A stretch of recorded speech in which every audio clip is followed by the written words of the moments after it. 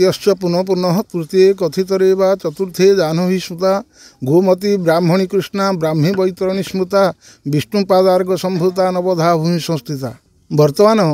आमर काशी विश्वनाथ उत्तर वाहिनी रे थिबा द्वारा वर्तमान से जगह को पवित्र करुछंती। अनेक गुड़िए नदी अच्छा भारत भितर किंतु ये भलिया पुण्यता नदी बा पवित्रता नदी जे कि भगवान नखकोणु जन्म होती 9टा भौणी तांको भितर ये ब्राह्मणी नदी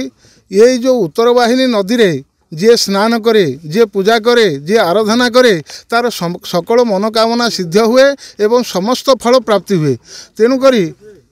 मोर कहवा कथा जे गला वर्ष भक्त मैंने मत डाकी अबनी बाबू मत धरिकी आसते ए वर्ष आसिली गला वर्ष अपेक्षा ए वर्ष मत एत आनंद लगुच एत खुशी लगुच लोकंर गहल लोकंर समावेश जहाँद्वारा कि कहले नसो मनरे चिंता करुँची जे प्रभु नागनाथंकर दया हो ये बेलू को बेल उन्नत धरणर हो एवं जमी बबनी बाबू कहले जे एठे गोटे बालीमेला भाया करने को जदि भगवान आशीर्वाद हो जाए जाके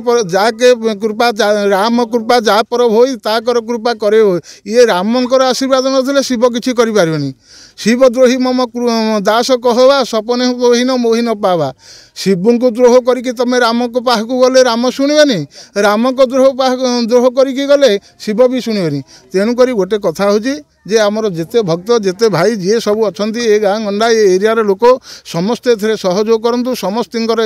आप्यायित हूँ जे यहाँ कि दिन को दिन बेलू को बेल बढ़ी रही आनंद करवा या मुझे आज बहुत आनंद भी लगुच। या पूर्वर आम कार्तिक मास पूर्णिमा एठिक आसलु प्रवचन कार्यक्रम बोईत बंदाण भी था तार भी उद्घाटन करने ग्रामवासी मैंने आमको एठिक निमंत्रण करते। तो आज भी 5 दिन धरिकी प्रवचन कार्यक्रम आम आसचु जोटा कि समस्त गाँव श्रद्धा और विश्वास और निष्ठार जो प्रतीक अच्छी आमर नागनाथेश्वर महादेव प्रति आउ मुख्यतः से 2 वर्ष धरिकी एठे जो बहुत बड़ा आयोजन कर बोईत बंदाण कर यार एत आनंद लगुच जमीक आम बालीजात्रा कटक से प्रकार धूमधाम ये आपको एक आगामी पीढ़ी में तो मुझे भावुँ आम ढेंकानाल जिले में ये एक बालीजात्रा प्रसिद्ध हो पारे। उत्कलर द्वादश ज्योतिर्लिंग श्री श्री नागनाथेश्वर महादेव ये पवित्र पावन क्षेत्र बणसिंह सदर ब्लक बणसी ढेंकानाल सदर ब्लक बणसी और चाउलिया पंचायत अधीनस्थ माँ ब्राह्मणी नदी एठी उत्तरा वाहिनी गंगा भाव में परिचित